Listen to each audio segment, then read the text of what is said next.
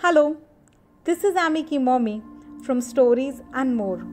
The story that I'm going to read for you today is Ada Twist Scientist by Andrea Beatty and David Roberts.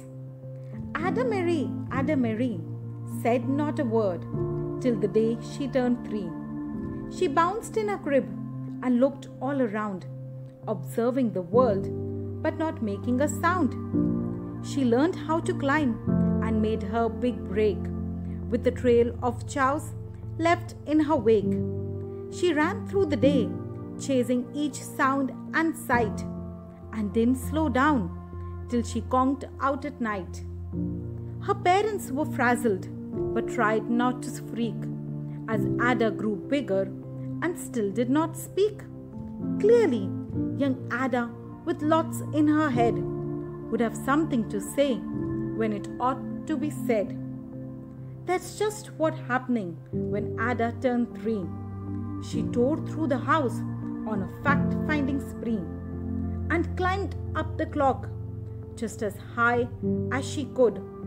Her parents yelled, "Stop!" as all good parents would. Ada's chin quivered, but she did not cry.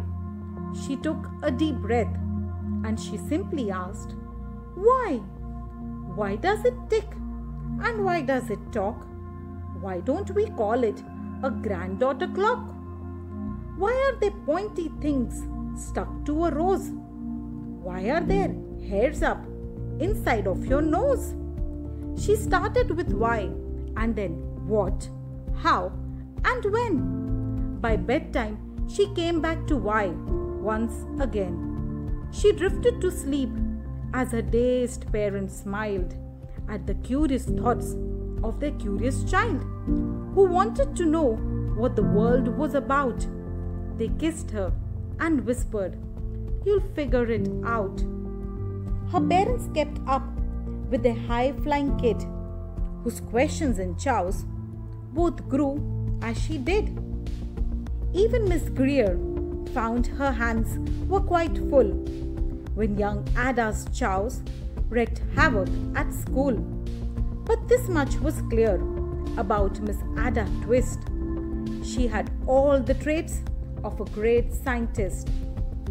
Ada was busy that first day of spring, testing the sounds that make mockingbirds sing, when a horrible stench whacked her right in the nose, a pungent aroma that curled up her toes. "Suey," said Ada, which got her to thinking, what is the source of that terrible stinking? How does a nose know there's something to smell? And does it still stink if there's no nose to tell? She rattled off questions and tapped on her chin. She started at start, where she ought to begin. A mystery, a riddle, a puzzle, a quest. This was the moment that Ada loved best. Ada did research to learn all she could of smelling and smells, both the stinky and good. One hypothesis Ada thought could be true. The terrible stink came from Dad's cabbage stew.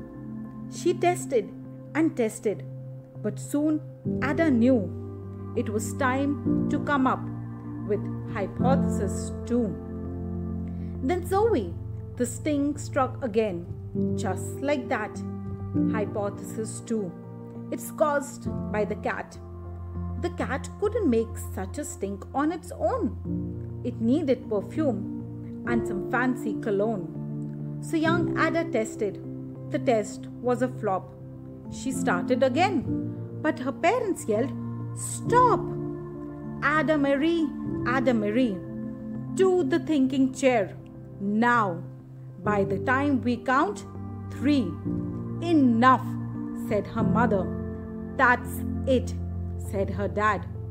Her parents were frustrated, frazzled and mad. "Why?" Ada questioned. Her mother said, "No." "What?" Ada queried. Her father said, "Go. You've ruined our supper.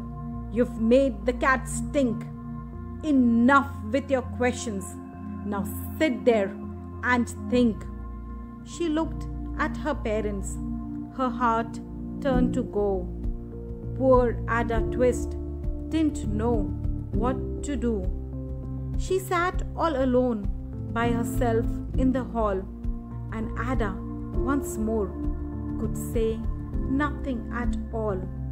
And so Ada sat, and she sat, and she sat, and she thought about science and Stew and the cat, and how her experiments made such a big mess.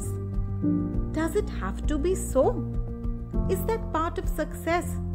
Are messes a problem? And while she was thinking, what was the source of that terrible stinking? Ada Marie did what scientists do.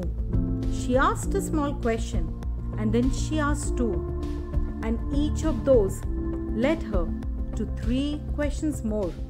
And some of those questions resulted in 4. As Ada got thinking, she really dug in. She scribbled her questions and tapped on her chin. She started at why, and then what, how, and when. At the end of the hall, she reached why once again. Her parents calmed down and they came back to talk.